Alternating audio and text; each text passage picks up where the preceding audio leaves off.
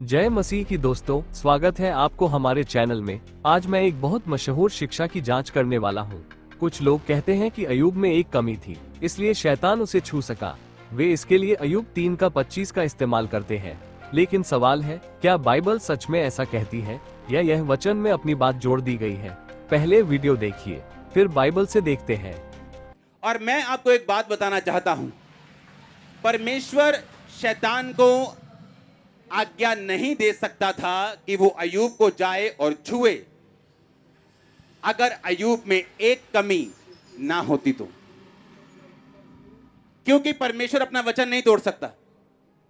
एक टाइटर है, मान लो एक टाइट देने वाला है, एक बंदा सब बीजों को बोने वाला, अनाथों की हेल्प करने वाला गिवर है, वो गरीब नहीं हो सकता।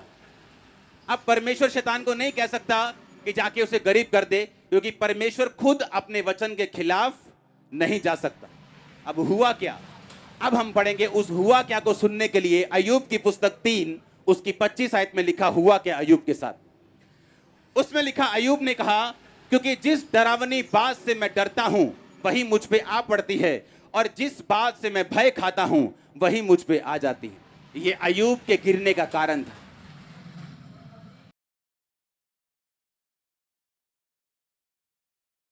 वो कमी कौन सी थी? अध्याय और वचन बताइए, क्योंकि बाइबल में कहीं नहीं लिखा कि शैतान ने अय्यूब को उसकी किसी कमी के कारण छुआ, बल्कि बाइबल क्या कहती है? अय्यूब 1:1, अय्यूब खरा और सीधा था। अय्यूब 1:8, परमेश्वर स्वयं अय्यूब की तारीफ करता है। अय्यूब 2:3, परीक्षा के बाद भी परमेश्वर कहता है कि अय्यूब अपनी खराई पर बना हुआ है। अय्यूब 1:12 और 2:6, शैतान को परमेश्वर से अनुमति लेनी पड़ी। इसलिए बाइबल के अनुसार शैतान ने अय्यूब को उसकी किसी कमी के कारण नहीं छुआ। शैतान ने परमेश्वर की अनुमति से उसकी परीक्षा ली। अय्यूब में एक कमी थी, इसलिए शैतान उसे छू सका। ये बात बाइबल में साफ तौर पर नहीं लिखी है। बाइबल में दिखाए कि अय्यूब की वह कौन सी कमी थी, क्योंकि परमेश्वर खुद अय्यूब को खरा और सीधा कहता है। अय्यूब 1:8, 2:3, अगर कोई कमी थी तो वचन बताइए। आपने ये वचन कोट किया है अय्यूब 3:25 में। अय्यूब सिर्फ अपना दुख बता रहा है, लेकिन कहीं नहीं लिखा कि डर ने शैतान के लिए दरवाजा खोल दिया। अपनी कल्पना मत बताइए। वचन में डर लिखा है, गिरने का कारण नहीं।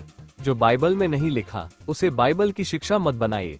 दोस्तों, तो बाइबल पढ़ना जरूरी है। अगर आप लोग बाइबल पढ़ेंगे तो इस तरह की शिक्षा जो मिलावट वाली है उससे बच सकते हो। अब मैं अपने शब्दों को विराम देता हूँ। मिलते हैं नेक्स्ट वीडियो के साथ, तब तक के लिए जय मसीह की।